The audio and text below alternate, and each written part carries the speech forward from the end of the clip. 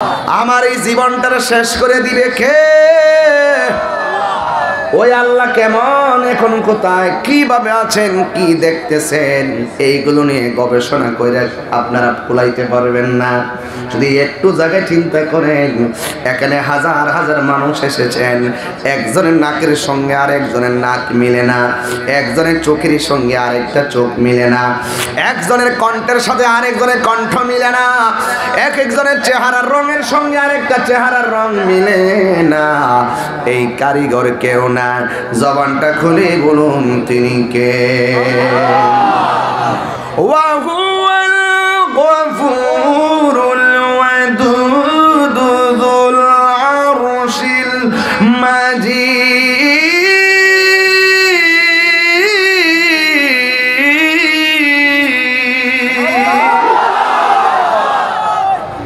আরে আল্লাহ কে? আমার আল্লাহ হলো আরশের অধিপতি, যিনি ফি সিত্তাতি আইয়ামিন সুম্মা ইস্তাওয়া আলাল আরশ, যিনি এই পৃথিবীটাকে 6 দিনে সৃষ্টি করেছেন। জবান খুলে বলেন কয় দিনে রে বাবা? 6 দিন। আল্লাহ তো কোন ফায়াকুন হও বললেই তো হয়ে যায়। এরপরে আমার আল্লাহ 6 দিনে কেন পৃথিবীটা বানাইলেন? এর একটা কারণ, পৃথিবীর মানুষগুলারে আমার আল্লাহ, আল্লাহর বান্দাগুলোরে আমার আল্লাহ ধীরস্থিরতার সবক দিয়েছেন। এই জন্যই তো আমার রাসূল বলেছেন, তাড়াহুড়া করা শয়তানের কাজ, ধীরস্থিরতা হলো আমার আল্লাহর পক্ষ থেকে আসে। এই জন্য আমার আল্লাহ 6 দিনে এই 6 দিনে আমার আল্লাহ বানাইলেন পৃথিবীটা। ধীরস্থিরতা শিক্ষা দিয়েছেন নবীর হাদিস। তাড়াহুড়া করা শয়তানের কাজ, ধীরস্থিরতা হলো ইমানদারের কাজ। এটা একমাত্র আমার আল্লাহর পক্ষ থেকে আসে। এই পৃথিবীটারে আমার আল্লাহ বড় মায়া করে বানাইছে। সবচেয়ে বড় কথা হলো, এই বান্দা দুনিয়ার মধ্যে চলবে, এই পৃথিবীটারে আমার আল্লাহ সমতল করে দিয়েছেন। দিনের বেলা চলবে, ওয়াজআলনান নাহারা মাশা, আমার আল্লাহ দিনকে বানাইছেন চলার জন্য। আর চলার উপকরণ হিসাবে আমার আল্লাহ আসমানের মধ্যে একটা সূর্য দিয়েছেন। কথা বলেন ঠিক কিনা? রাতের বেলা বান্দা চলবে, ওয়াজআলনাল লাইলা লিবাসা, রাতের বেলা আল্লাহর বান্দারা ঘুমাবে। এই জন্য আমার আল্লাহ রাত্রকে বানাইছে বিছানার জন্য। একটা বার তাকায় দেখেন, এই প্যান্ডেলটা করতে যাইয়া কেমন সামিয়ানা লাগছে। এই সামিয়ানাগুলো আটকাইতে যাইয়া অনেকগুলো বাঁশের ব্যবহার করা লেগেছে, অনেকগুলো বাঁশ ব্যবহার করেছে। এই পর্দাটা আগামীকাল যখন সরাইয়া ফেলা হবে, এই সাধারণত এক পাল্লার একটা পর্দা লাগাইতে যাইয়া কতগুলো বাঁশ জমিনের মধ্যে খুঁটি গাড়া লাগছে। কোদাল দিয়া হন্তি দিয়া সাফল দিয়া মাটি কুটতে হয়েছে, বাঁশটারে গাড়তে হয়েছে যেন লড়াচড়া না করে। এই পাতলা কাপড়টারে লড়াইতে লাগাইতে যাইয়া এতগুলা খুঁটির ব্যবহার করা হয়েছে। একটা বার পর্দাটা টানা সরাইয়া আসমানের দিকে তাকাইয়া দেখবেন আমার আল্লাহ যে আসমানটা বানাইছে, একটা আসমান থেকে আরেকটা আসমানের দূরত্ব হলো 500 বছরের রাস্তা। আল্লাহ রাব্বুল আলামিন বলছেন, আল্লাযী খালাকা সাবআ সামাওয়াতিন তিবাকা, আল্লাহ রাব্বুল আলামিন 7টা স্তরে আসমানটারে বানাইলো। একটা পর্দা টানাইতে যাইয়া কত পর্দা লাগাই, কত খুঁটি লাগাইলাম, কিন্তু পর্দা সরাইয়া আসমানের দিকে তাকাইয়া দেখো আমার আল্লাহ একটা খুঁটিও ব্যবহার করে না। এই জন্য ওই মালিকরে চিনতে তো কোনো কষ্ট হওয়ার কথা না। একটু গবেষণা করলেই তো মালিককে চিনা যায়। হাতের উপরে চামড়া উপরে না দিয়ে নিচে দিলে গরম ধরতে পারতাম না, পায়ের চামড়া উপরে দিয়ে নিচে দিয়ে দিলে আমরা হাঁটতে পারতাম না। এমন সুন্দর কইরা আমার আল্লাহ তোমারে আমারে বানাইলো।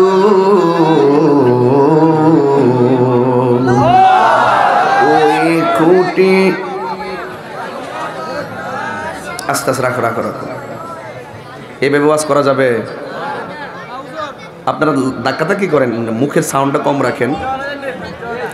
এত কাছের মানুষ কথা বলে আমার স্পিকারে আওয়াজ আসে, এগুলো রেকর্ডে খুব খারাপ শোনা যায়। আল্লাহর ওয়াস্তে পায়ে হাত রেখে বললাম, আর এইভাবে মাহফিল করা যায় না। আমি এগুলো পারি না, আগে পারছি। আগে প্রথম স্টেজ উঠতে আধা ঘন্টা জিকিরই করছি, চিল্লা চিল্লি জিকির করে মজা নিয়েছি।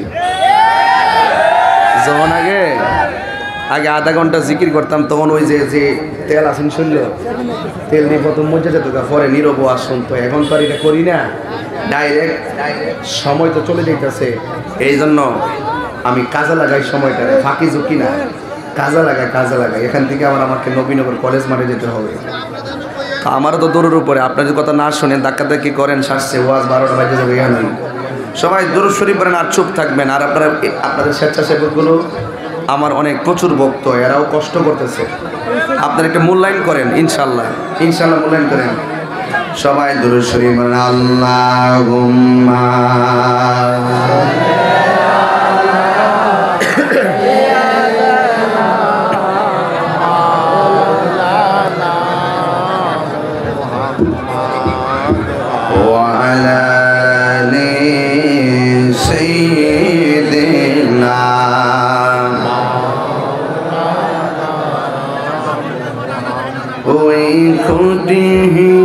নীলাকাশ ভুবন মাঝে তুমি কুদরতি ইশারায় রেখেছ। ওই খুঁটিহীন নীলাকাশ ভুবন মাঝে রেখেছ। ও গো আল্লাহ শুকর তোমার, আমাকে যে মুসলিম করেছ। ও গো আল্লাহ শুকর তোমার, আমাকে যে মুসলিম করেছ। জোরে জোরে কি সুবহানাল্লাহ বলা যাবে না?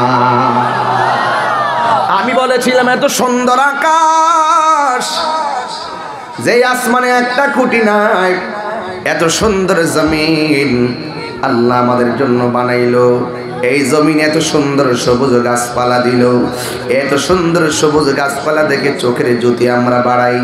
এত সুন্দর নদী নালা দিল, নদীর মধ্যে এত সুন্দর মাছ দিল। পানির নিচে যাইয়া মানুষ শ্বাস নিতে পারে না, মারা যায়। আর পানির উপরে মাছ মারা যায়। এক প্রাণীরে আমার আল্লাহ পানির ভিতরে শ্বাস নেওয়ার সুযোগ দেয়, আর এক প্রাণীরে পানির নিচে শ্বাস নেওয়ার সুযোগ দেয় না। আমার আল্লাহ ইচ্ছে করলে না কত কিছুই পারে। একটু তুরস্কে তাকাইয়া দেখেন, 148 ঘন্টা পরে বিল্ডিং এর স্তূপের নিচ থেকে জীবিত ছোট বাচ্চারে বের করছে, জীবিত ছোট বাচ্চা বের করছে। আল্লাহ বোঝাইয়া দিল, দেখ এত পাথর দিয়া চাপা মাইরা যে বিল্ডিং আমি মানুষকে মাইরা ফেলাই, আমি আল্লাহ ইচ্ছা করলে ওই চাপার ভিতরে 5 দিন পরেও বান্দারে জীবন্ত অবস্থায় তোমাদের হাতে ফিরাই দিতে পারি। এই জন্য আল্লাহ বলছেন, কাইফা তাকফুরুনা বিল্লাহি ওয়া কুনতুম আমওয়াতান ফাআহইয়াকুম সুম্মা ইউমীতুকুম সুম্মা ইউহয়ীকুম সুম্মা ইলাইহি তুরজাউন। আল্লাহ রাব্বুল আলামিন বলে, বান্দা কেমন করে তোমার রবকে অস্বীকার করছো? তুমি তো ছিলা মুর্দা, তুমি ছিলে নিষ্প্রাণ। জবানটা খুলে বলেন, আমাদেরকে প্রাণ দিয়েছে কে? প্রাণ দেওয়ার পরে আমি তাহিরি সাহেব, প্রাণ দেওয়ার পরে শফিকুল ইসলাম সরকার সাহেব, প্রাণ দেওয়ার পরে দরবেশ মিয়া সরকার সাহেব, প্রাণ দেওয়ার পরে তৈবুর রহমান চেয়ারম্যান, প্রাণ দেওয়ার পরে শাহ আলম সরকার সাহেব, প্রাণ দেওয়ার পরে হাজী খলিলুর রহমান সাহেব, প্রাণ দেওয়ার পরে রাশেদ মেম্বার, প্রাণ দেওয়ার পরে মাদ্রাসার হুজুর, প্রাণ দেওয়ার পরে মসজিদের ইমাম, প্রাণ দেওয়ার পরে মসজিদের খতিব, প্রাণ দেওয়ার পরে তাহিরির মতন বক্তা। আল্লাহকে আমি তোরে প্রাণ দিছি, আবার তোরে দুনিয়াতে তোরে পজিশন দিছি। কেউ টিনের ঘরের মালিক, কেউ মাটির ঘরের মালিক, কেউ 10 তলা বিল্ডিং এর মালিক, কেউ দিনে আইনা দিনে খায়, কেউ কোটি টাকার মালিক, আর আমি বিছানায় ঘুমাই। আল্লাহ কয় আমি তোরে জীবন দিছি দিকেতে এগুলো সম্ভব হয়েছে। এরপর আমি টিনের ঘরের মালিক, আমাকে অনেক স্মার্ট মনে হয়। আমি বিল্ডিং ঘরের মালিক, খুব স্মার্ট মনে হয়। আমি কোটি টাকার মালিক, খুব স্মার্ট মনে হয়। ও যুবক, আল্লাহ বলেন তোরে এত কিছু আমি দিলাম, কিন্তু ও যুবক রে, এই দেওয়ার পরে আমার আল্লাহ দেখেন জমিন একটা শব্দ লাগাইয়া স্তব্ধ করে দিয়েছে। আল্লাহ কয় সুম্মা ইউমিতুকুম, অতঃপর আমি আল্লাহ তোরে এত কিছু দেওয়ার পরে মৃত্যু নামক থাবা মাইরা তোর মন্ত্রীগিরি শেষ করে দিলাম, তোর এমপিগিরি শেষ করে দিলাম, তোর চেয়ারম্যানগিরি শেষ করে দিলাম, তোর বক্তাগিরি দাফন করে দিলাম। মৃত্যু নামক থাবার মাধ্যমে ব্যাংকের মালিকানার সিগনেচারের ক্ষমতা আমার শেষ। কথা বলেন ঠিক কিনা? মৃত্যু নামক থাবার মাধ্যমে আমার জমিনের মালিকানা শেষ। এমন একটা থাবা মারলো, থাবা মারার পরে আমার চেয়ারম্যান গিরি শেষ, আমার মন্ত্রী গিরি শেষ, সব শেষ হয়ে গেল রে বাবা। এরপরে আপনি মনে করেন না যে মরণের পরে বুঝি সব শেষ হয়ে যাবে। মরণের পর সব শেষ হবে না, না না, মরণের পর কেবল মাত্র শুরু। আমার আল্লাহ আরেকটা শব্দ লাগাইয়া আপনার একদম টাটকা সোজা করে দিছে। আল্লাহ কয় সুম্মা আমওয়াতান ফাআহইয়াকুম, জীবন ছিল না জীবন দিলাম, সুম্মা ইউমিতুকুম, এরপরে মরণ দিলাম। মরণ দেওয়ার পরে আল্লাহ আরেকটা শব্দ লাগাইয়া আমাদের কান্ডারে খাড়া করে দিছে, বাঁচার কোনো রাস্তা নাই। সুম্মা ইউহয়িকুম, অতঃপর আমি আল্লাহ তোরে মরণ দেওয়ার পরে আবার কবরে তোরে জিন্দা করব। তুই মনে করিস না জিন্দা হওয়ার পর এই দুনিয়ায় এক ঘর থেকে আরেক ঘরে গেছস, এই দুনিয়ায় এই বাতাসে তাল বাহানা করছস, এখান থেকে ওখানে গেছস, কিন্তু মনে করিস না মরার পরে বন্ধু বান্ধবের সঙ্গে কইরা ফাঁকি দেওয়ার সুযোগ নাই। আমি আল্লাহ তোরে বানাইছিলাম, আমি আল্লাহর দিকে তোরে ফিরে আসা লাগবে। আমার আল্লাহ চমৎকার ভাষায় বলে দিয়েছেন, সুম্মা ইলাইহি তুরজাউন।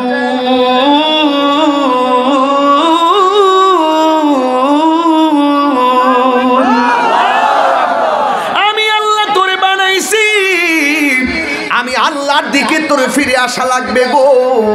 তাইলে বোঝা গেল বাঁচার কোন রাস্তা। চোখেরই পলকে তুমি হতে পারো লাশ, চিরতরে বন্ধ হবে তোমারই নিঃশ্বাস। হবে এলান তোমারই নাম মসজিদের মাইকে, হবে এলান তোমারই নাম মসজিদের মাইকে। বাড়িওয়ালা নাই রে বাহারি নাই রে দুনিয়াতে, বাড়িওয়ালা নাই রে বাহারি নাই রে দুনিয়াতে। চোখেরই পলকে তুমি চিরতরে বন্ধ হবে তোমারই নিঃশ্বাস। হবে এলাম তোমারই নাম মসজিদের মাইকে, হবে এলাম তোমারই নাম মসজিদের মাইকে। বাড়িওয়ালা নাই রে দুনিয়াতে, বাড়িওয়ালা নাই রে বাহারি নাই রে দুনিয়াতে। যাদের সাথে চলতে তুমি থাকিতে দিবানিশি, জানা যায় শরীকে হবে তোমার প্রতিবেশী। যাদের সাথে চলতে তুমি থাকিতে দিবানিশি, জানা যায় শরীকে হবে তোমার প্রতিবেশী। ও স্বজনেরা নিয়ে যাবে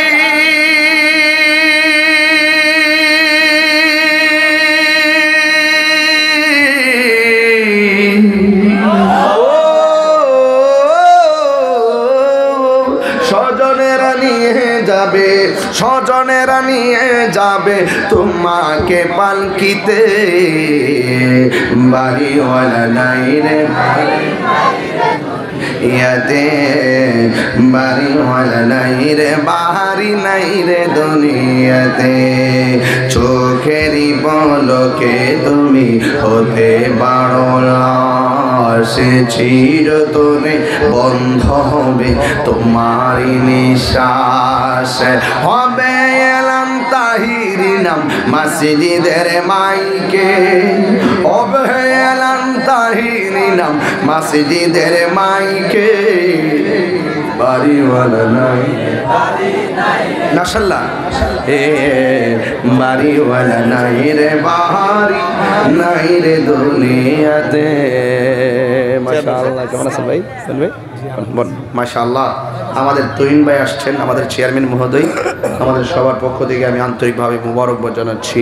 যদি বলেন না মারহাবা। সবাই কি খুশি হয়েছেন?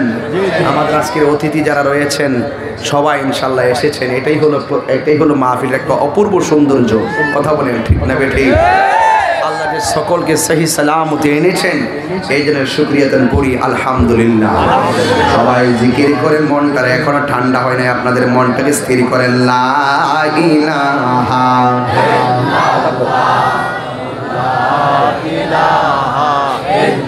ইল্লাল্লাহ, লা ইলাহা ইল্লাল্লাহ, লা ইলাহা ইল্লাল্লাহ, লা ইলাহা ইল্লাল্লাহ, লা ইলাহা ইল্লাল্লাহ, ও লা ইলাহা ইল্লাল্লাহ, ও লা ইলাহা ইল্লাল্লাহ। আল্লাহু আল্লাহু আল্লাহু আল্লাহু আল্লাহু আল্লাহু, বলুন আল্লাহু আল্লাহু আল্লাহু আল্লাহু আল্লাহু আল্লাহু, লা ইলাহা ইল্লাল্লাহু মুহাম্মাদুর রাসূলুল্লাহ সাল্লাল্লাহু আলাইহি ওয়াসাল্লাম। আমার যুবক ভাইরা, আমি কি বলেছিলাম, কোথায় এসেছি, কিভাবে ওর সামনে নিতেছি, মনে রাখতে হবে কথাগুলো। আপনারা জবান করে বলুন, হায়াতের মালিক কে? আপনার সম্পদ দিছে কে? আবার কায়রা নিব কে? দেওয়ার মালিক কে? সেজদা পাওয়ার মালিক কে? ওই আল্লাহর দিকে ফিরে যাওয়া লাগবে। এই জন্য পৃথিবীটা হলো পরীক্ষার জায়গা। কথা কোন ঠিক কিনা? এই পৃথিবীটা বাবা পরীক্ষার জায়গা। আল্লাহ রাব্বুল আলামিন কোরআনে বলেছেন, ওয়ালা নাবলুওয়ান্নাকুম বিশাইইম মিনাল খাউফি ওয়াল জু'i ওয়া নাকসিম মিনাল আমওয়ালি ওয়াল আনফুসি ওয়াস সামারাত। আল্লাহ রাব্বুল আলামিন বলেন, অবশ্যই পরীক্ষা করব তোমাদেরকে, ভয় দিয়ে পরীক্ষা করব, ক্ষুধা দিয়ে পরীক্ষা করব, আমি আল্লাহ জীবনের মধ্যে রোগ দিয়ে পরীক্ষা করব, আমি আল্লাহ যারে বেশি ভালোবাসি গো, আমি আল্লাহ তাদেরকে পরীক্ষা করব। ও যুবক, আইয়ুব নবীর কথা মনে করো। আইয়ুব আলাইহিস সালামের বডিটার মধ্যে কুষ্ঠ রোগে একবারে পচায়া ফেলাইছিল। এই রোগটা কিন্তু কেউ দেয় নাই। জবানটা খুলে বলুন, দিয়েছেন কে? আল্লাহ যদি আপনারে ভালোবাসে, আল্লাহ আপনারে অনেক রোগ দিবে, অনেক অভাব দিবে, অনেক বিপদে ফালাইব। এরপরও আপনাকে ধৈর্যশীল হওয়া লাগবে। আল্লাহ বলছেন, অবশ্যই আমি তোমাদেরকে পরীক্ষা করব, তোমাদেরকে ভয় দিয়ে পরীক্ষা করব, তোমাদেরকে খোদা দিয়ে পরীক্ষা করব, ফল ফলাদের নোকসান দিয়ে পরীক্ষা করব, এবং তোমাদের সম্পদের নোকসান দিয়ে আমি আল্লাহ পরীক্ষা করব। ওই পরীক্ষার মধ্যে যদি তোমরা ধৈর্য ধারণ করতে পারো, আমার আল্লাহ রাব্বুল আলামিন বলেন, ওয়াবাশশিরিস সাবিরিন, ধৈর্যশীলদের সঙ্গে একজন রয়েছেন। জবানটা খুলে বলুন, তিনি কে? আমার দেশে অনেকে বলে, আরে রোগ হইলে হতাশ হয়ে যায়। আসলে যদি ধৈর্য ধারণ করতে পারেন, ও যুবক, আমার নবী আপনার নবী বলে দিয়েছেন, রোগ হয়ে গেলে, অনেকের রোগ হয়ে গেলে অধৈর্য হয়ে যায় না রে না। রোগ হলে অধৈর্য হবেন না, রোগ হলে অধৈর্য হওয়া যাবে না। আমার নবীর একটা হাদিস পড়লে শুনলে আপনারা বুঝতে পারবেন। রোগ হলে আপনি টেনশন করবেন না। আমার নবী আপনার নবী বলেছেন, ক্বালা রাসূলুল্লাহি সাল্লাল্লাহু আলাইহি ওয়াসাল্লাম, আমার নবী আপনার নবীর নূরানি জবান মুবারকে বলেছেন, মাইয়াকতুলুহু বাতনুহু ফালাইয়ুআসিবা ফি কবরিহি। আমার নবী আপনার নবী বলেন, যাদের পেটের মধ্যে রোগ হয়, যারা পেটের রোগে আক্রান্ত হয়, এরা যদি দুনিয়া থেকে পেটের রোগের কারণে মারা যায়, আল্লাহ রাব্বুল আলামিন বলে ফালাইয়ুআসিবা ফি কবরিহি, তার কবরে যে ভয়ানক আযাব হওয়ার কথা ছিল, পেটের রোগে মারা যাওয়ার কারণে আমার আল্লাহ লাইয়ুআসিবা লান ফি তাকিদ বলান দা ফিল মুস্তাকবিল মারা কখনই আযাব হবে না। পেটের খোদাই, পেটের পীড়াই যদি মারা যায়, পেটের রোগী যদি মারা যায়, আমার নবী বলতেছেন তার কবর আযাব হবে না। ও যুবক, অনুরোধ করে বইলা দিয়া যায়, রোগ বিমার হইলে হতাশা হইও না। হতাশা হলে আল্লাহ পাওয়া যাবে না। ভরসার নামই হলো আল্লাহ প্রাপ্তি। কথা বলেন ঠিক না? এই জন্য রোগ দেওয়ার মালিককে। আমার দেশের মধ্যে হঠাৎ করে কেউ প্যারালাইসিস হয়ে গেলে পাশের ঘরের মানুষটা তারা নিন্দা করে বহুত কথা কয়। ধর্ম দোহাই দিয়ে কথা বললেন না। আরে আয়ুব নবীর গায়ের মধ্যে কিরা পইরা গেছে, তাকে কেউ মন্দ বলে নাই। আয়ুব আলাইহিস সালাম যখন কিরা দিয়া সব পচায় ফেলাইছে, আয়ুব আলাইহিস সালাম বলছিল, আল্লাহ আমার বডিটারে পচায় ফেলাও, আমার কোনো দুঃখ নাই। আমার চেহারাটারে একবারে পচায় ফেলাও, কোনো দুঃখ নাই।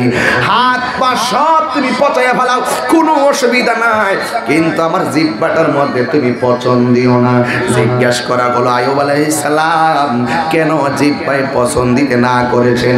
ওই জিহ্বাটারে ভালো রাখতে বলেছি একটা কারণে, আমি যেন আমার দয়ালের জিকির করতে পারি, আমি যেন আমার মালিককে সুন্দর করে ডাকতে পারি। এই জন্য আমি জিহ্বাটাকে হেফাজত চেয়েছি। এটাই হলো প্রেমিকের নিদর্শন। আমার নবী, আপনার নবী বলেছেন, কাহারো গায়ের মধ্যে যদি জ্বর উঠে, জ্বর হলে তোমরা টেনশন করবে না। আমার নবী, আপনার নবী বলেছেন, কাহারো যদি জ্বর উঠে তোমরা বিচলিত হবে না। জ্বর উঠলে আমার আল্লাহ রাব্বুল আলামিন এই জ্বরের মাধ্যমে বান্দার গুনাহগুলো মাফ করে দেয়। জ্বর উঠলে গুনাহ মাফ হয়ে যায়। পেটের পীড়ায় মারা গেলে, ও যুবক, আরে আল্লাহ যে বান্দারে কেমন ভাবে বরকত দান করে। গত কিছুদিন আগে আমার একটা মুরিদ, বাড়ি হইলো কসবা শেরপুর, তার নাম হইলো ফয়সাল। হঠাৎ করে সে আমারে ফোন দিয়া কইল, আব্বা, আমারে ফোন দিয়া কয়, বাজান আপনার মেয়েটা প্রেগন্যান্সি ছিল, হসপিটালে নিয়ে গেলাম, ওই ডেলিভারির সময় আপনার মেয়েটা মারা গেছে। আমার মুরিদের পরিবার সে মারা গেছে। ডেলিভারির সময় বাচ্চাটা 10 মাস 10 দিন পেটে রাইখা ওই ডেলিভারি কেসের সময় মা মারা গেছে। এই জন্যই তো আমার নবী বলে দিয়েছেন, কোন মহিলা যদি ডেলিভারি কেসে মারা যায়, আমার আল্লাহ রাব্বুল আলামিন ওই মহিলাটারে শহীদের মর্যাদা দান করে দেয়। দেখছেন নি আল্লাহ কত সুন্দর করে বান্দাকে সেভ করে। এরপরে আমার নবীর আরেকটা হাদিস আমি নিয়ে এসেছি।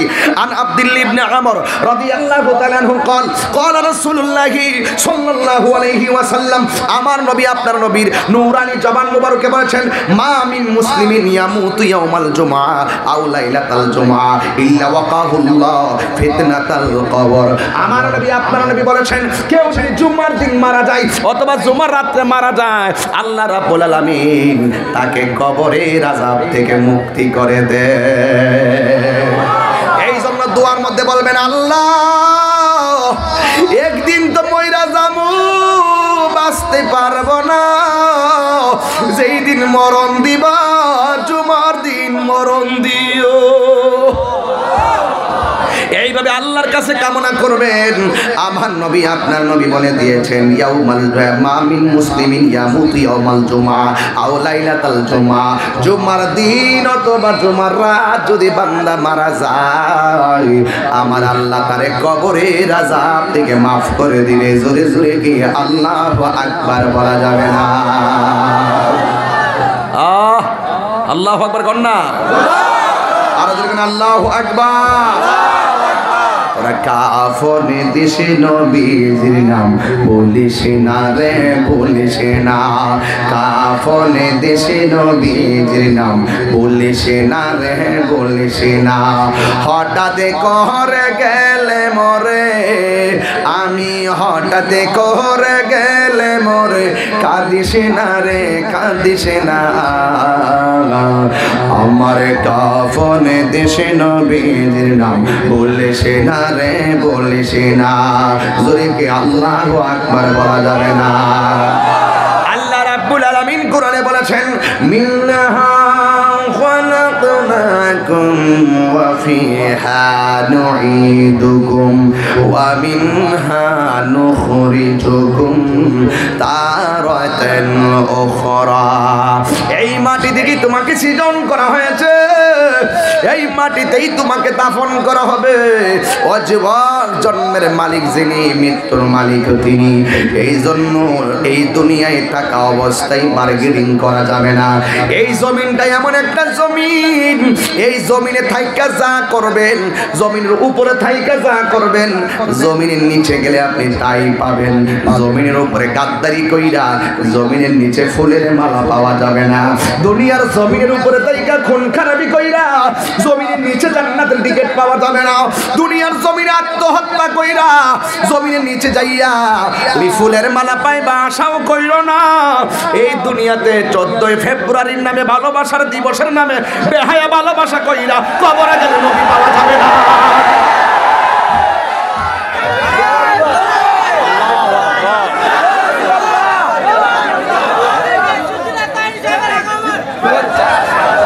কথা বলেন ঠিক কিনা বলেন?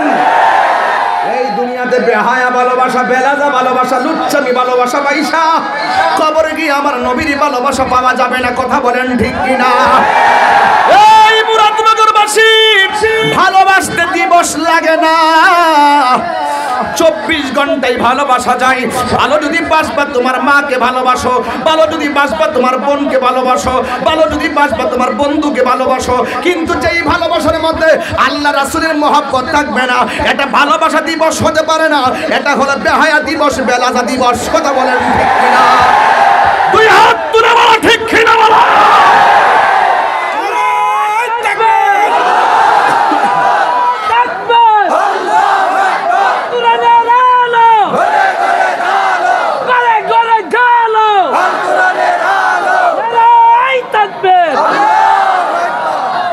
আমার কথায় কি কেউ রাজনীতি গন্ধ খুঁজতেছেন?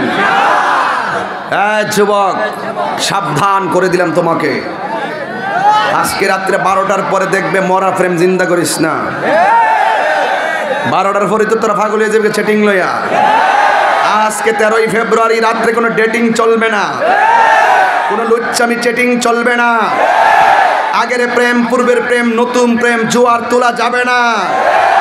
কাউকে মিস কল দিয়ে ঘুম ভাঙানো যাবে না, কাউকে চেটিং করা যাবে না, কাউকে ডিস্টার্ব করা যাবে না। আগামী দিন 14ই ফেব্রুয়ারি ভালোবাসার নামে গোলাপ ফুল হাতে নিয়ে প্রপোজ করা যাবে না। হাত তুলে বলো ঠিক কিনা বলো।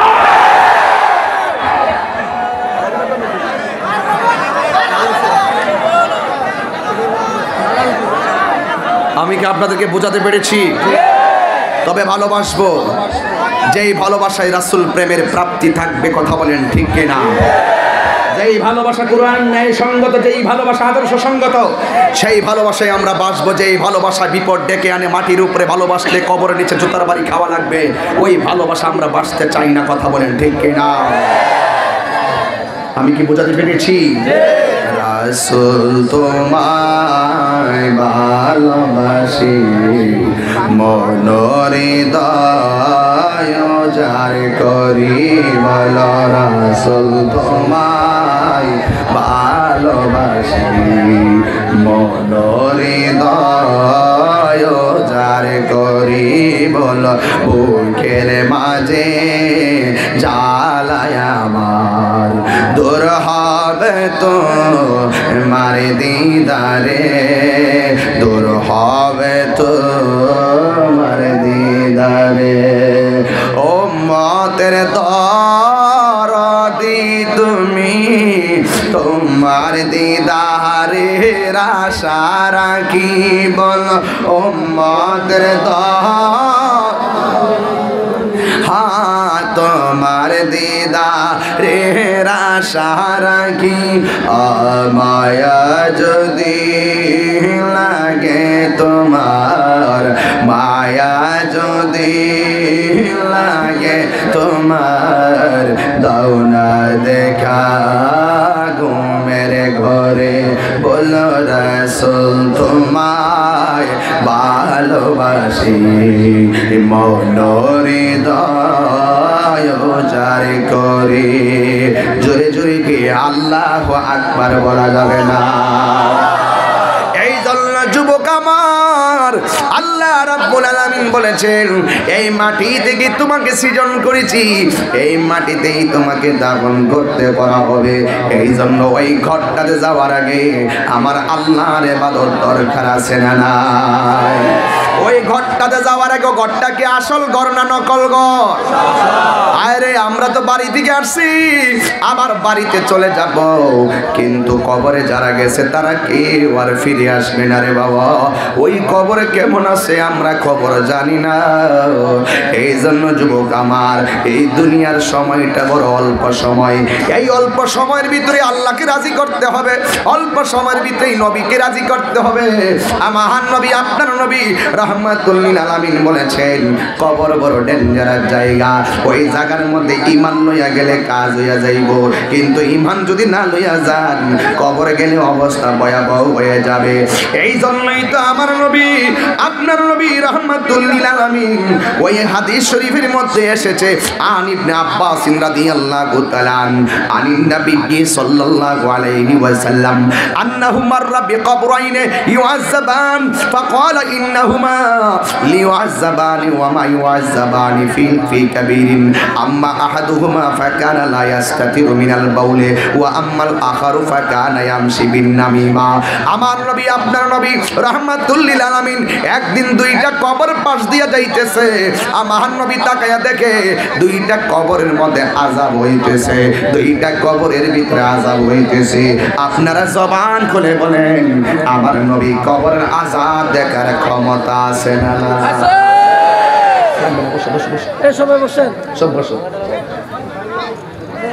আমার নবী দুইটা কবরের পাশ দিয়ে যাচ্ছে, দলিল আসেনি? এইগুলো আমি বাংলায় বলতাম, এখন একটু হাদিসটা পড়ে বলি আর কি। কিছু লোক তো আছে উল্টা পাল্টা কয়, আছে কি না বলেন? আগে এগুলো বাংলা বাংলা বইলা চলে গেছি যে হাদিসও পড়ি, আবার উঠতো কোনো সময় জায়গা দেখে। এখন দেখলাম যে না, দেখলাম যে ওই কিছু বাংলা বাংলা কই দিকা এই কয় ওয়াজ কিতাব পড়ে, হাদিস টাদিস পড়ে না, কোন হাদিস কয় না, কোনো হাদিস কয় না, আরবি কয় না কেউ। আমি কি আয়াত পড়ি নাই আজকে? আয়াত কি একটা পড়ছি? প্রত্যেকটা আয়াতকে আমার ওয়াজের সাথে যুক্ত মিটিং না, নাকি একটা একটা করছি এখানে আরেকটা ওখানে? আমি কি ওয়াজ ফালাই গেছি? ওই মাঝে মাঝে 13ই ফেব্রুয়ারির দিকে ফুলাফান্ডে ধরছি আর কি। এটা তো মাঝে মাঝে ধরা লাগবোই, কথা কন ঠিক না বেটি? ফুলাফান শুধুমাত্র জাতে মাতাল তালাটি, সাবধান, খুব কেয়ারফুল। আমরা চাপাবাজি করে ওয়াজ করি না, আসলে দলিলে যা আছে তাই ওয়াজ করি। কথা বলেন ঠিক কিনা? এখন দেখেন এই হাদিসের অর্থ কেমন আমি তুলি, দেখেন খেয়াল করেন। হাদিসটা অনেক বড় না? হাদিসের অর্থ হলো আনাস রাদিয়াল্লাহু তাআলা قال হযরত আনাস রাদিয়াল্লাহু তাআলা থেকে বর্ণিত قال তিনি বলেছেন قال রাসূলুল্লাহ সাল্লাল্লাহু আলাইহি ওয়াসাল্লাম আমার নবী, আপনার নবী বলেছেন ইন্নাল আবদা, নিশ্চয় বান্দাকে ইজা যখন বুদিআ রাখা হয় ফি কবরিহি, তার কবরের মধ্যে ওয়া তাওয়াল্লা, যখন ফিরে আসে আনহু, তার কবর থেকে আসহাবুহু, তার সাথীগণ ইন্নাহু, নিশ্চয় কবরবাসী লা ইয়াসমাউ, শুনতে পায় কুরআনি আলিহিম, তার পায়ের আওয়াজ। বান্দারে যখন আমি যখন আমার আব্বারে কবরে নামাইলাম, আর আপনি যখন আপনার আব্বারে কবরে নামাইলেন, কবরে নামাই আসার সময় আপনার বাবা কবর থেকে আপনার পায়ের আওয়াজ শুনতে পায়। এর দ্বারা প্রমাণ হয়ে গেল। এরপরে বলতেছে আতাহু মালাকানে, তখন ওই কবরে দুইজন ফেরেশতা নামে। এর দ্বারা প্রমাণ হয়ে গেল ওই দুইজন ফেরেশতা আসার আগে কবরের বান্দা জীবিত হয়ে যায়। তার মানে যখন জীবিত হয়ে যায়, যেই ফেরেশতাটা ওই রূহটারে ইল্লিনের মধ্যে রাখা হয়েছিল, ওই রূহটারে ফেরেশতা এনে কবরে দেয়া যায়। তাইলে কবরের ভিতরে তিনজন ফেরেশতা নামবে, একজন আইসা রূহটা দিয়া যাবে, আপনি সজাগ হয়ে যাবেন। তখন তাওয়াল্লানহু আসহাবুহু ইন্নাহু লা ইয়াসমাউ কুরআনি আলিহিম, ওই ফেরেশতা যখন কবরের ভিতরে রূহ দিয়া যাবে, আর আপনি কবরের মাটি দিয়ে চলে যাইতেছেন, আর আপনার পায়ের আওয়াজ আপনার বাবা কবর থেকে শুনতে পাইতেছে, কিন্তু বলতে পারতেছে না না বাবা, ও আমার বাবা আমার একলা রাইখা যায় না, এ আমার সন্তান আমার একা ফালাইয়া যায় না, এ আমার সন্তান আমি একা কবরে কেমনে থাকবো, তোমরা চলে যাইতেছ কিন্তু দুনিয়ার মানুষ শোনার মতো কোনো ক্ষমতা নাই। এরপরে বলা হয়েছে আতাহু মালাকানে, মালাকানে, দুইজন ফেরেশতা কবরে আসবে, পায়ও কাদানিহি, ওই কবরের মধ্যে তাকে বসাবে, ওই যেই লোকটা কবরে তারে বসাবে, পায়ও কুলানে, এই দুইজন বলবে মা কুনতা তাকুলু ফি হাযার রাজুলিল মুহাম্মদ, তুমি যে কবরে এসেছো মুহাম্মদ সাল্লাল্লাহু আলাইহি সাল্লাম সম্পর্কে তুমি কি বলতে দুনিয়াতে, এই দুনিয়াতে নবীর কথা মানতে কি না?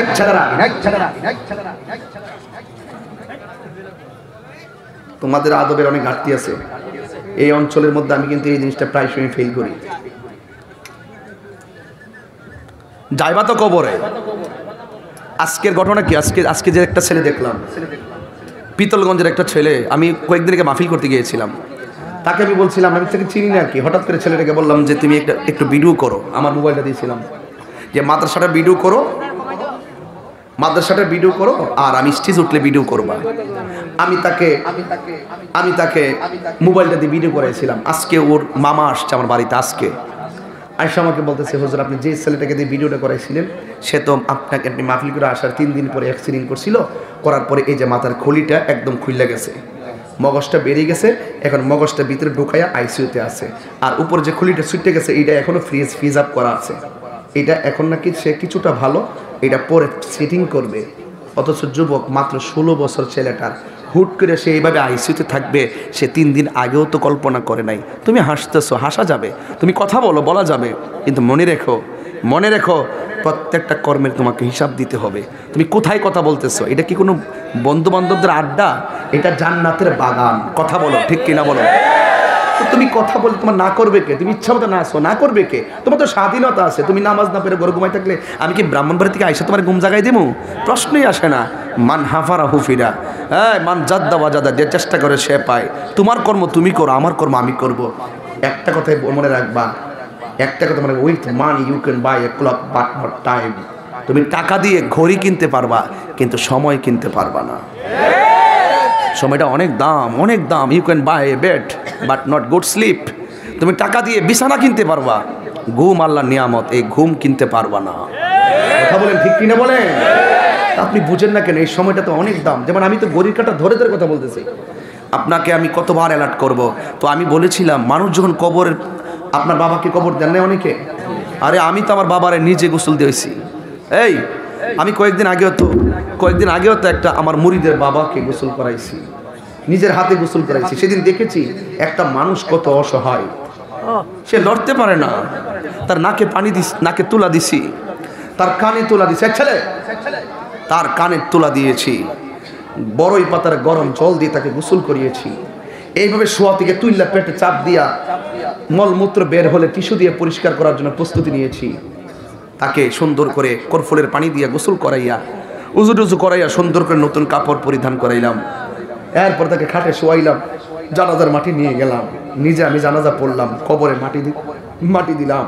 সেদিন আমি দেখেছি মানুষটা কত অসহায়। পৃথিবীর কেউ আপনাকে 1 ইঞ্চি জায়গা করে দিবে না। আমি বলে দিয়ে যাচ্ছি, আপনি আমল করেন। আমাকে শোনেন, একটা কথা মনে রাখবেন, আরে মানুষ তো আপনাকে তুচ্ছ তাচ্ছিল্য করবেই। আপনার জীবন চলার পথে মানুষ আপনাকে তুচ্ছ তাচ্ছিল্য করবে, আপনার জীবন চলার পথে মানুষ আপনাকে বয়কট করবে। এতে আপনি মানসিকভাবে ভেঙে পড়বেন না। এমনও হতে পারে মানুষ আপনাকে ঘৃণা করতেছে, মানুষ আপনাকে তুচ্ছ তাচ্ছিল্য করছে, মানুষ আপনাকে বয়কট করছে। এমনও হতে পারে আপনার হৃদয়ে যদি আল্লাহর প্রেম থাকে, মানুষের নিন্দা একদিকে থাকবে, আল্লাহ আপনাকে মালিকের কাছে নিয়ে যাবে।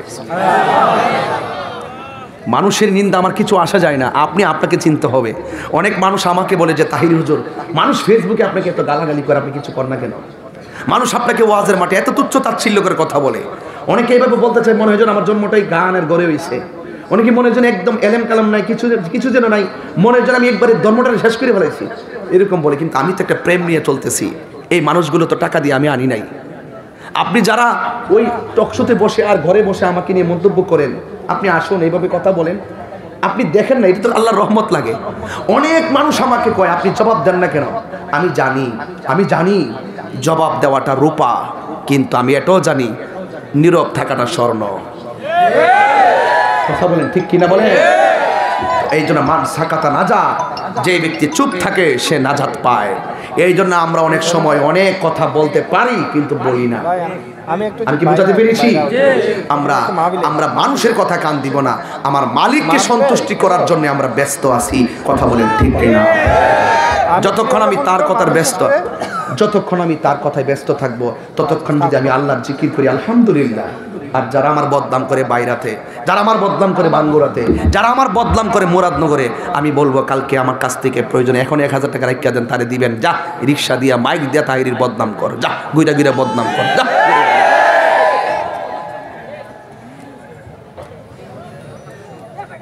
আমি বলছিলাম এই কথাটা যে আপনি তো আপনার আব্বারে কবরে নামাইছেন নাকি? এমন অনেকের বাবা কি কবরে আছে না ভাই? তা আমি দেখেছি ওই দিন আমি যখন কবরে বাঁশ দেওয়ার সময় আমি সবসময় একটা জিনিস ফলো করি, আপনারা খেয়াল করবেন আজকে থেকে, যে একটা বাবাকে মাটি দেওয়ার সময় তার সন্তান কবরের পারে কি করে, আমি তার সন্তানের চেহারার দিকে তাকাইছি। বাঁশটা আস্তে আস্তে দিতে কবরটা বন্ধ দিতেছে, আর ছেলেটা কবরের বাঁশের ফাঁক দিয়ে তাকাইতেছে। এই বাবা তো আর আসবে না, কবরে পড়ে আছে। উপরে দিদি যখন চাটাইটা দে কত অসহায় লাগে। মাটি দিয়ে আসার সময় বলা হচ্ছে, কি বলে, ইজা বুদিয়া ফি কবরিহি, যখন তাকে কবরে রাখা হয়, ওয়া তাওয়াল্লা আনহু আসহাবুহু, যখন তার আপন জনেরা বন্ধুরা বান্ধবরা কবরের পাশ থেকে চলে আসতে থাকে, ইন্নাহু, ওই কবরের মানুষটা লা ইয়াসমাউ কারআন ইয়ালিহিম, ওই মানুষের পায়ের আওয়াজ শুনতে পায়। আতাহু মালাকানে, ওই মুহূর্তে দুইজন ফেরেশতা 40 কদম আসার পরে দুইজন ফেরেশতা নেমে যায়। নেমে তাকে জিজ্ঞেস করে, মা কুনতা তাকুল ফি হাযার রাজুলি মুহাম্মদ, মুহাম্মদ সাল্লাল্লাহু আলাইহি ওয়াসাল্লাম সম্পর্কে তুমি কি ধারণা করতে, মুহাম্মদ সাল্লাল্লাহু আলাইহি ওয়াসাল্লাম সম্পর্কে তুমি কি বলতে চিনো কিনা জিজ্ঞেস করবে, কি বলতে? তখন সে বলতো আন্নাহু ফায়াকুলু, তখন কবরের মানুষটা বলবে, আশহাদু আন্নাহু আব্দুল্লাহ ওয়া রাসূলুহু, আমি সাক্ষ্য দিয়েছি তিনি হলেন আল্লাহর বন্ধু, ওয়া রাসূলুহু, এবং আল্লাহর রাসূল। ফায়ুকালু লাহু, তখন কবরের মুমিনকে জিজ্ঞাসা করা হবে। সে যদি মুমিন হয়, উত্তরটা দেওয়ার পরে তাকে বলা হবে, উনজুর ইলা মাকআদিকা মিনান নার, তুমি জাহান্নামের দিকে তাকাও। জাহান্নামের দিকে তাকাবে, কাদ আবদালাকাল্লাহু ফি মাকআদান মিনাল জান্নাহ, তুমি যদি উত্তর দিতে না পারতা তোমার জায়গা হয়তো জাহান্নাম, আল্লাহ পাক উত্তর দেওয়ার কারণে এটাকে জান্নাত বানাই দিয়েছে। আরো বড় করে বলেন না সুবহানাল্লাহ কন্যা। এরপরে শুধু তাই নয়, ও আম্মাল মুনাফিক, যে মুনাফিকের কথা বলছিলাম, এখানে হাদিসে শুধু কাফেরের কথা বলতে পারতো, এখানে হাদিসে মুনাফিককে নিয়ে আসছে আগে। আমি যে একটু আগে ওয়াজে বলছিলাম কাফেরের চাইতে জঘন্য মুনাফিক, এই দেখেন, ও আম্মাল মুনাফিক ওয়াল কাফের, কাফের কথা পরে রাখছে, মুনাফিকের কথা আগে রাখছে। হ্যাঁ, ও আম্মাল মুনাফিক ওয়াল কাফের, আর কবরের মানুষটা যদি মুনাফিক হয় অথবা কাফের হয়, ফায়ুকালু লাহু, ওই লোকটাকে জিজ্ঞেস করা হবে, মা কুনতা তাকুলু ফি হাযার রাজুল, এই লোকটার সম্পর্কে তুমি কি বলতে? ফায়াকুলু, সে বলবে, লা আদরি, আমি জানি না। কুনতু আকুলু, আমি এটাই বলতাম, মা ইয়াকুলুন নাস, মানুষ যা বলতো, যা শুনতাম আমি তাই বলতাম, যাচাই বাছাই করতাম না।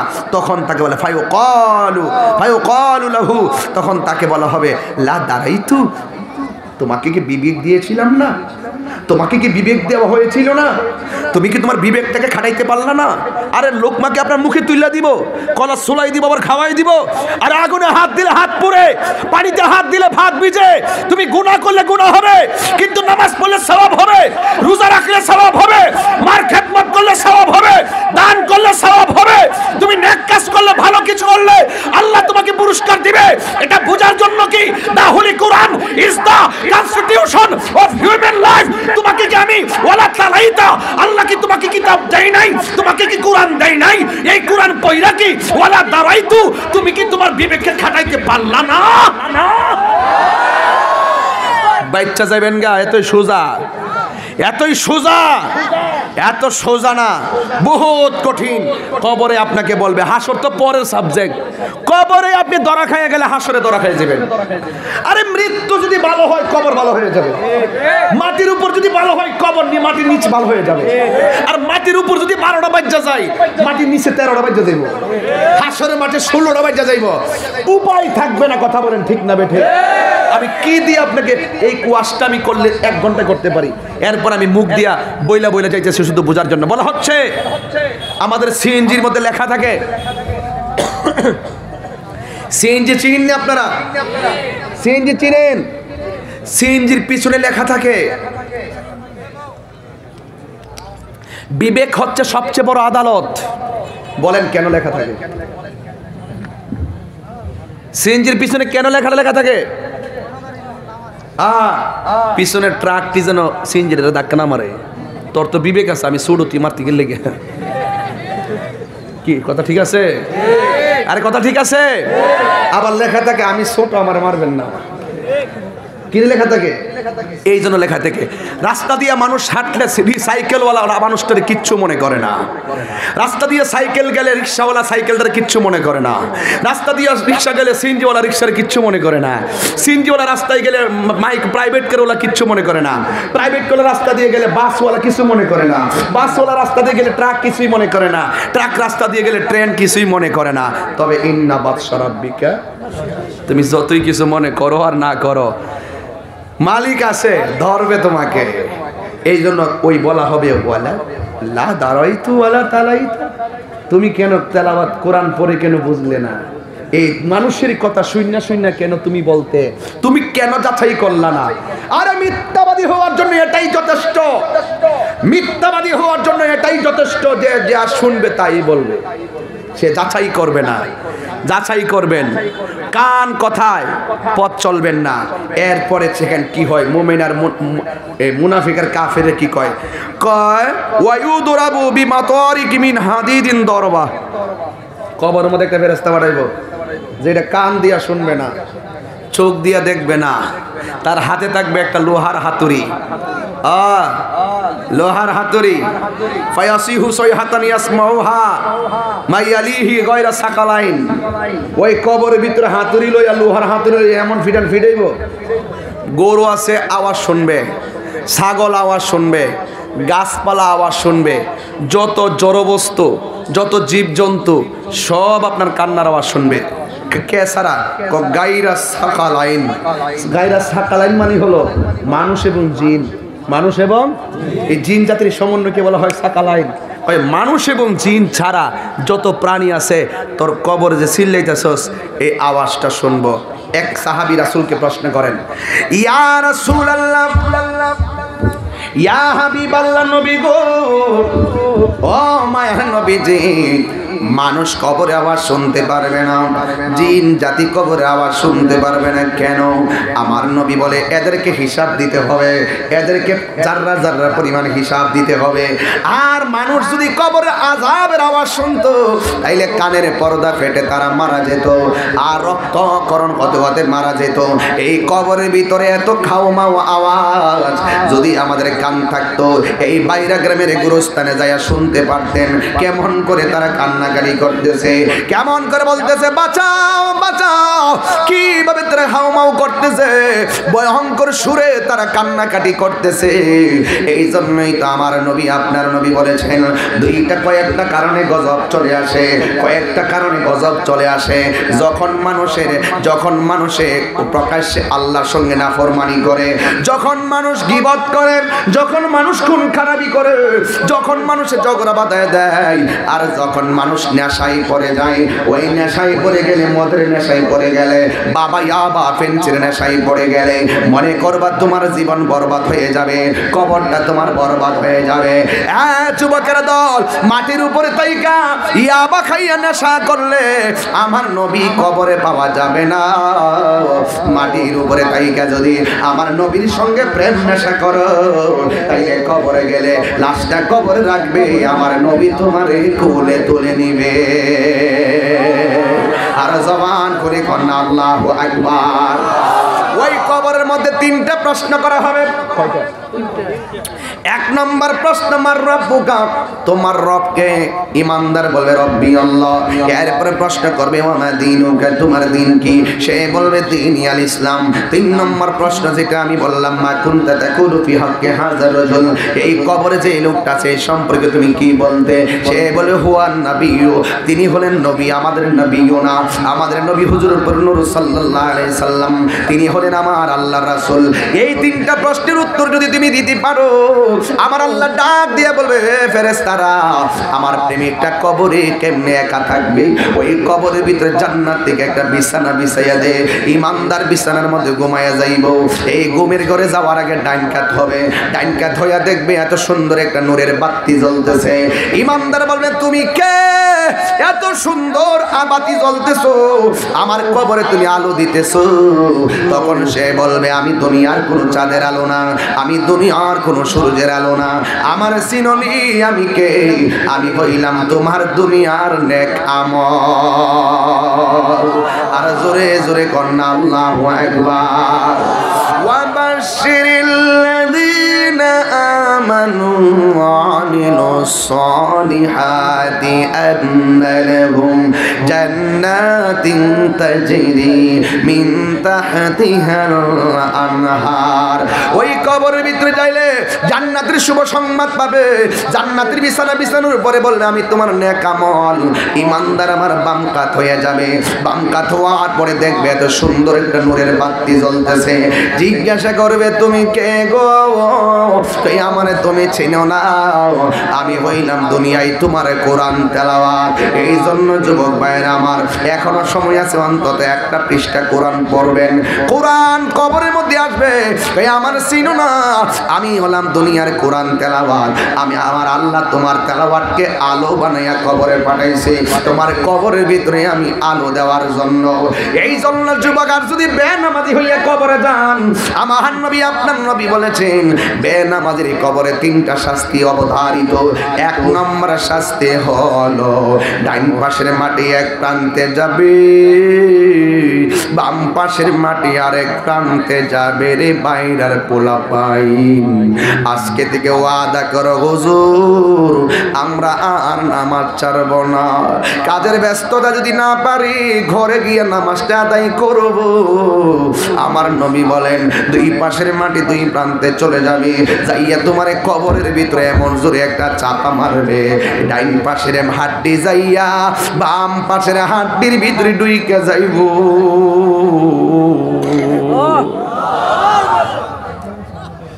বাম পাশের হাড্ডি গুলা ডাইন পাশের হাড্ডির ভিতরে ঢুকে যাবে। যখন একদম মাটির সঙ্গে মিশাইয়া পালাইব, তখন তুমি আল্লাহ গো কইয়া ডাকটা মারবা, তখন কোনো কাজে আসবে না রে বাবা। এরপর তোমার মাটির মধ্যে গোড়া বানাইয়া পালাইব।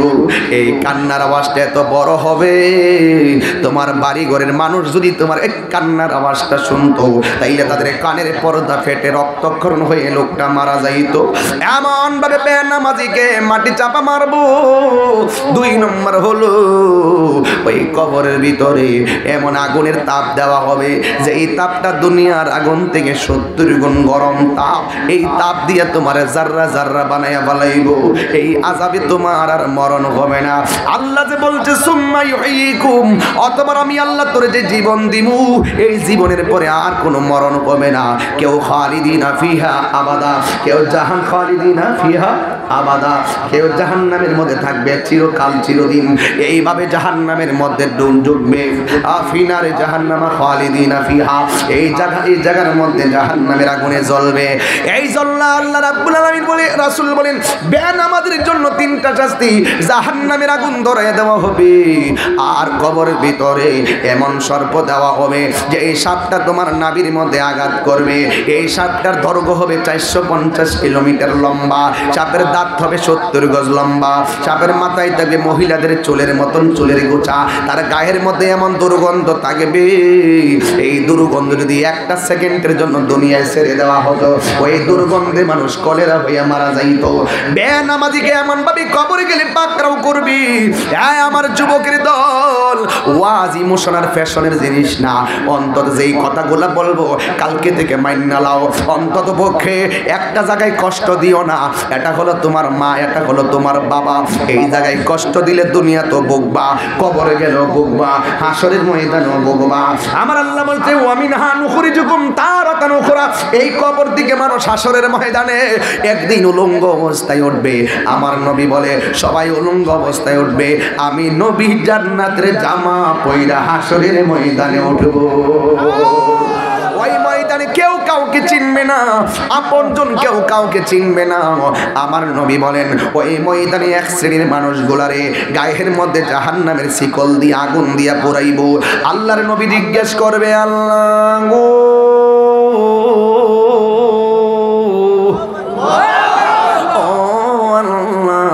এই বান্দাগুলাকে জাহান্নামের আগুন দিয়ে তারা জ্বালাইতেছে। এবার আল্লাহ ডাক দিয়ে বলবে, বন্ধু এরা হলো এই সমস্ত বান্দা যারা দুনিয়ার মধ্যে মা বাবারে কষ্ট দিয়েছে। আমার বাইরের পোলাপান মা বাবারে কষ্ট দিয়ে তাহির সামনে ওয়াজ শুনবা, তোমার মতন শ্রোতা তাহিরির দরকার নাই। মা বাবার মনে কষ্ট দিয়া আমার কাছে মুড়ি ধইয়া বাড়িতে লাউ লইয়া যাইবা, গরু লইয়া যাইবা, তোর মতন মুড়ি তাহিরির দরজা হারাম, তাহিরির দরজায় যাইতে পারবি না। কথা বলেন ঠিক কিনা? এই জন্য যুবক, এই পৃথিবীর মধ্যে একটা মানুষ সারাদিন পরিশ্রম কইরা ঘরে ঢুকার সময় লুঙ্গি দিয়া কপালটা মুচ্চা ভিতরে ঢুকে, এই মানুষটার নাম হলো আমার বাবা। এই বাপটার কথা ওয়াজে কেউ কয় না রে। এই বাপটা এমন একটা নীরব যোদ্ধা, ছেলে ছেলে করতে করতে তাজা রক্তটারে পানি কইরা ফেলায়, ফুট ফুট করতে করতে তাজা রক্তটারে শেষ কইরা ফেলায়। ও বন্ধুরে, এই আমার বাপটা আমার জন্য কত কষ্ট করলো, আপনার জন্য কত কষ্ট করলো। এই বাপটা খালি পকেটে বাহিরে গেছে, কিন্তু ব্যাগটা বইরা বাজারে নিয়ে আইছে। একদিন না 3টা বেলা তোরে ভাত খাওয়াইছে, তরকারি রুজি করে আনছে। এইভাবে বছরের পর বছর তোরে ছোট দিকে বড় করলো, লেখাপড়া করলো, লেখাপড়া করাইয়া তোরে মানুষের মতো মানুষ করাইলো। এই বাপটা প্রতিদিন তোমার জন্য কি না করছে। আজকে বাপটা বাহিরে যাইতে পারে না। জিজ্ঞাসা করলাম, কেন দোকানে যান না? কই কোমরটা বেদনা করে। কেন যান না? কই হাঁটুটা বেদনা করে। কেন যান না? কই আগের মতন চোখে দেখি না। কেন যান না? কই আগের মতন গায়ে শক্তি পাই না। এই বাপটা বাইরা তোর বাঙ্গা করে ফইরা তা হইন না বেড়া না। এই বাপটা তোর কাঠের মধ্যে হুইয়া তা হইন না বেড়া না। সারাটা জীবন বিলের মধ্যে পইরা রইছে, সারাটা জীবন ফুট করে সব শেষ করে ফেলাইছে। এই বাপটা এখন পারে না, গলার চিপে কি মাইরা ফেলাইবি? আরে এখন পারে না, কি করবি? একটা গাছ যদি তোর ঘরের পাশে থাকে, গাছটা যদি তোরে ফল নাও দে, এই গাছটা তোমার ছায়া দিয়া রাখবো। আজকে বাপটা বুড়া হইয়া গেছে, ঘরের মধ্যে বাপটা লাতুর হইয়া কইরা রইছে। মনে রাখবি, আল্লাহ বলছেন ইম্মায়া বুলুগান্না ইনদাকাল কিবারা আহাদুহুমা আও কিলাহুমা উফিন ওয়ালা তানহারহুমা। মা বাবার দমক দিয়ে কথা বলা যাবে না, এরা বুড়া হইয়া গেল দমক দেওয়া যাবে না। মা বাপ যদি বুড়া কালে তোরে রুজি কইরা খাওয়াইতেও না পারে, মনে রাখবি মা বাপটা তোর জন্য 2টা হাত তুলনা দোয়া করবে। এই বাপটারে দমক দিও না। পৃথিবীর সব বাবারা সন্তানের বন্ধু, এই বাপটা কোনোদিন সন্তানরে বোঝাইয়া দেয় না। কত কষ্ট করে বাজার আনে, কত কষ্ট করে পরীক্ষার ফি দে, কত কষ্ট করে ফর্ম ফিল আপের টাকা দে, কত কষ্ট করে একটা বাইক কিনা দে, কত কষ্ট করে বিদেশে পাঠায়। এই কষ্টটা সন্তান বুঝতে চাই না। উবের টালায় চললাম সারা জীবন, সারাদিন খেলাধুলা কইরা করে এসে তৈয়ার খাবার পাইছি, কাউন্ডা দেরি হলে প্লেটের মধ্যে লাথি মেরে ফেলাই দিছো। কিন্তু মোর খবর রাখবা, ওই বাপটা কেমনে বাজারটা করছি একদিনও বাপের জিগাইলাম না। ঈদের দিন আসলে বাবার পাঞ্জাবিটা নিজে বাস কইরা বালিশের নিচে রাইখা ইস্তারি দেয়, আর পোলা পান্ডে ঋণ কইরা নতুন জামা কিনা দেয়। এটার নামই হলো বাবা। বাবার হাজার ব্যথা গোপন রেখে প্যারাসিটামল খায়, আর পোলা পানের কিডনি গেলেগা বাপের কিডনি দিয়া দেয়, সম্পত্তি বেচা ফেলায়, মার জিনিসটা বিক্রি করে ফেলায়। এটাই হলো জনম দক্ষিণী মা। এই জন্য আমার বাবা আপনার আমার জন্য কত কষ্ট করলো, আপনার বাবা আপনার জন্য কত কষ্ট করলো। একদিন তো বাবারে জিগাইলাম না। এই জন্য যুবক ভাইয়ের আমার সাথে বিনায়া কন, বাবা গো বাবা। আমার বাপরে কবর দিছি তো, এর লাগে আমার বাপের ওই যে 5ই মার্চ আমার আব্বা দুনিয়ার থেকে চলে গেছে। এই জন্য আমার বাবা এই মাসটা আইতাছে, এই মেরাজা চান্দিতে আমার আব্বা চলে গেছে। এই জন্য এই মাসটাতে আমি শুধুমাত্র এই গজলটা প্রায় মাহফিলি বলি। বাবা পাগল যারা আছে তারা আমার লগে সুর মিলাইবেন। বাবা গো বাবা, বাবা গো বাবা, বাবা গো বাবা, বাবা গো বাবা। বাবা তুমি কেমন আছো ছোট মাটির ঘরে, তোমার কথারই হৃদয় মাঝে পড়ছে বারে বারে। আমার পাশে আমার ওসি মহোদয় বসা। এই ওসি মহোদয়কে এই পর্যন্ত আনতে বাপ শৈশব থেকে এই পর্যন্ত প্রতিষ্ঠিত করার জন্য সংগ্রাম করেছে। হ্যাঁ, আমার পাশে চেয়ারম্যান মহোদয় বসা। দুইজনরা আমার সামনে যে গান যে আপনারা যে ওসি হয়েছেন, আপনি যে চেয়ারম্যান হয়েছেন, আপনার পিছনে সবচেয়ে বড় শক্তি কি? তারা নিঃসন্দেহে বলবে আমার মা এবং বাবা। কথা বলেন ঠিক কিনা? এটাই বাস্তব যুবক, এটাই বাস্তব, এটাই সত্য। বুকে হাত দিয়েই বলবেন এটাই সত্য। এছাড়া একটা সন্তান ভিন্ন কিছু হতে পারে না। কথা বলেন ঠিক কিনা? বলেন আমার সাথে নীরবে নীরবে বাপ চেহারাটা খেয়াল করে বলেন, বাবা গো বাবা, বাবা গো বাবা। বাবা তুমি কেমন আছো ছোট মাটির ঘরে, তোমার কথারই হৃদয় মাঝে পড়ছে বারে বারে। বাবা গো বাবা, বাবা গো বাবা। এই কত আদর কত স্নেহ তোমার কাছে পেলাম, সব কিছু হারিয়ে আজকে নিঃস্ব হয়ে গেলাম। কত আদর কত স্নেহ তোমার কাছে পেলাম, সব কিছু হারিয়ে আজকে নিঃস্ব হয়ে গেলাম। ভালোবাসি তোমায় বাবা, বুকটা যে যাইছি রে। ভালোবাসি তোমায় বাবা, বুকটা যে যাইছি রে। তোমার কথার হৃদয় মাঝে পড়ছে বারে বারে। বাবা গো বাবা, বাবা গো বাবা, বাবা গো বাবা, বাবা গো বাবা।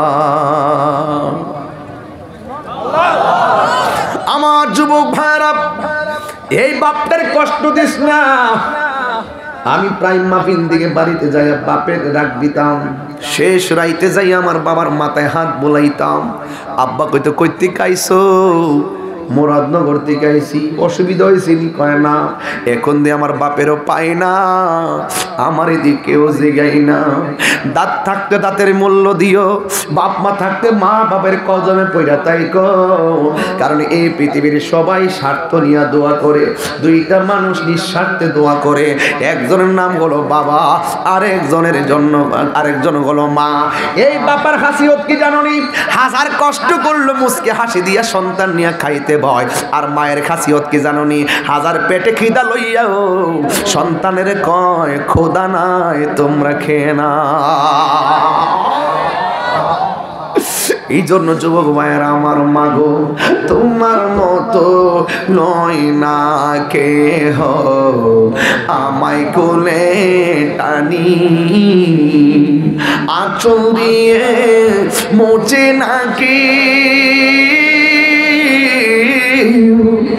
আঁচল দিয়ে মোছে না কেউ আমার চোখে পানি। হাইরে মা জননী আমার, হাইরে মা জননী, হাইরে মা জননী আমার, হাইরে মা জননী। আমি কেমন করে দেব মাটি,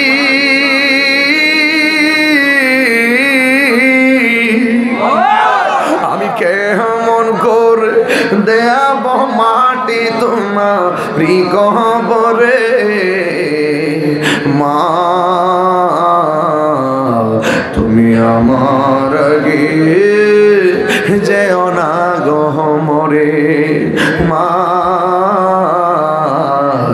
তুমি আমার আগে যেও না গহ্বরে।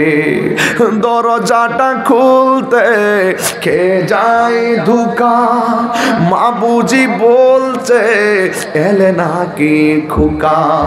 বুকের ভেতরটা নড়ে চড়ে উঠে, চোখ বেয়ে জল নেমে আসে।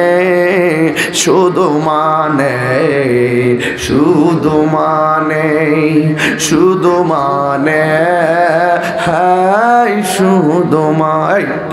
জানি ফিরে পাবো না হারানো তিথি, বাবা শুধু তাহিরির ফ্রেমে বাঁধা স্মৃতি।